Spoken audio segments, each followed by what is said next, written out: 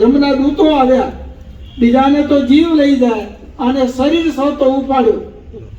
અને પછી આપણે ટોટડા ગામે ગોપાળાનંદ સ્વામીને જે હનુમાનજી રહ્યા છે એથી વટાણા ને ખુશાલ ભટ્ટ સ્વામીનું નામ હતું પૂર્વાશ્રમનું.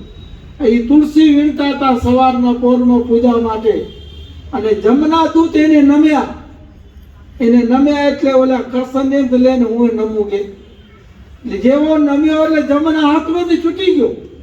ખાલી એ આવા સંત હતા, આવા મુક્ત હતા, ખાલી નમ્યો જમના હાથમાંથી છૂટ્યો અને પછી ઉભો રહે ભાગ્યો પછી અને માર્યો તો 2 દરવાજા ખુલી ગયા.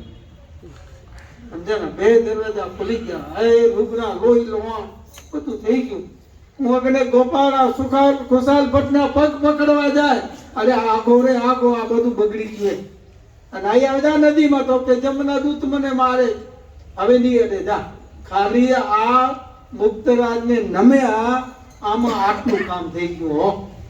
હા, અને પછી એ સાધુએ એને 20 વર્ષની ઉંમર આપી, જા કે હવે ગઢપુર મંદિરમાં જા અને ત્યાં સેવા કરજે. 20 વર્ષ સુધી એક્સરા આપી હો.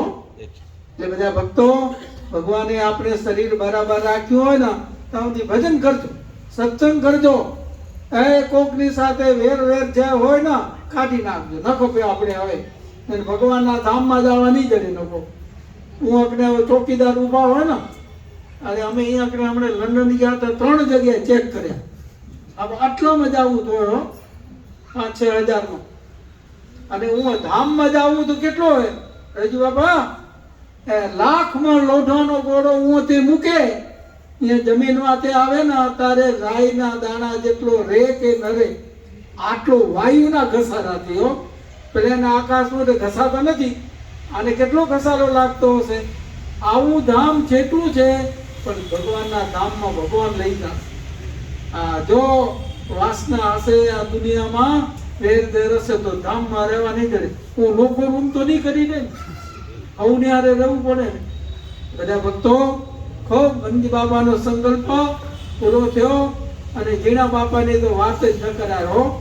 બહુ સેવા કરતા. એ અમારા મંડળમાં અંજાર, અહીંયા ભુજમાં, પછી માંડવી, જ્યાં જાય ના હતા એ આવતા ને સેવા કરતા. નીચી ટેલ મળે તો મોટા ભાગજો.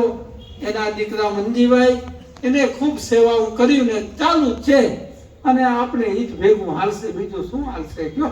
તો બધા ભક્તો ઉપર ભગવાન ખૂબ રાજી થાય. ધૂન બોલ્યા હો ના બોલ્યા હો, અહીંયા બેઠા હો ને તો લાખ ના હો.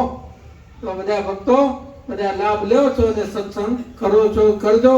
બધા હરિભક્તો ઉપર ઠાકોરજી ખૂબ રાજી થાય અને ખૂબ સત્સંગમાં આગળ આવો, વ્યવહારમાં સુખી થાવ અને કુટુંબમાં સંપ અને સત્સંગ દિન પ્રતિદિન વધે એવી ભગવાનના ચરણોમાં પ્રાર્થના સાથે આખી સવારે જય સ્વામિનારાયણ.